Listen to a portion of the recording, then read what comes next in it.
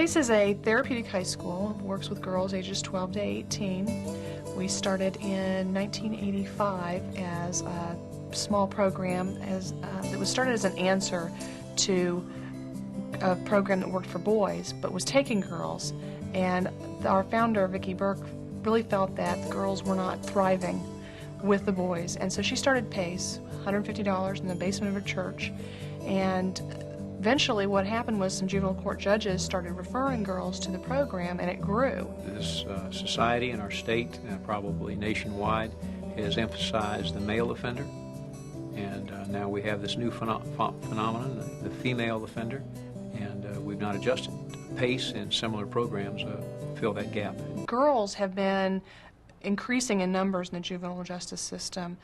There's been over a 70% increase in girls committing crimes, while boys are actually decreasing in the number of crimes that they're committing. Most of our girls, almost without exception, have experienced some form of abuse, whether that's physical, sexual, or emotional abuse. It's absolutely imperative that the health system, the social service system, the judicial system, and the educational system work together, much as they're doing by sponsoring this broadcast.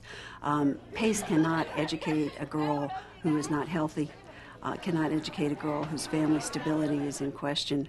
And the legal system, the judiciary, really brings all of those systems together. Prevention is the key. If we can reach these young girls before they slide over the edge, we've done a good thing. If we don't get them to tell they're pregnant and doing drugs and stealing, we failed them. And correcting that behavior once they've gone over the edge is much harder than helping them find the path before they fall. We have what we call individualized treatment plans, and they all have to do those, and those are designed so that the student can examine who they are, where they want to be, and the steps that are necessary to get there. Girls develop in relation to other people. That's how they heal, that's how they work in society. What is a good stress at work? When you're working and you're trying to get a promotion and you have to keep... They need much more of that structure and that healing and that nurturing that really does not exist in most of the programs that are out there for boys. We see over and over again the cycle of violence where a parent who abuses the child has been abused was abused as a child themselves. So what PACE does is takes girls from those environments and works with them to recognize that violence is not the answer. We really feel that because the community gives so much to our program, that the girls need to give back to the community, so they do over 1,500 hours of volunteer work every year. Girls Speak is a program that started 2 years ago. The girls actually designed the program. It is a violence prevention education program for kindergarten and preschool children. Now I'm going to share a story with you about Benjamin Bear and how his classmates verbally abused him.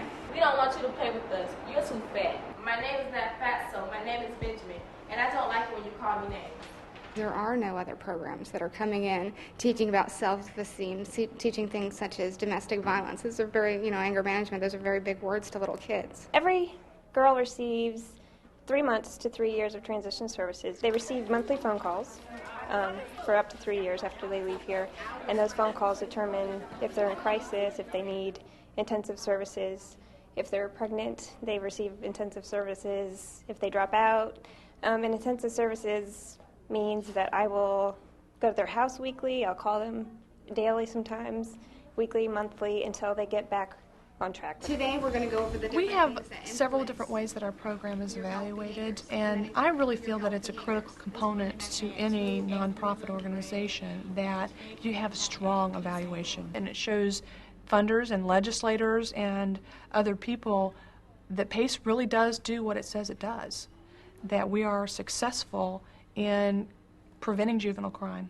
We are successful in improving academic outcomes for the girls. We're successful in reducing teen pregnancy. We're successful in reducing the rates of re-abuse and reducing substance abuse. And without that data and without those outcome measures, you really don't have the ability as a program to show the outside world how strong your program really is.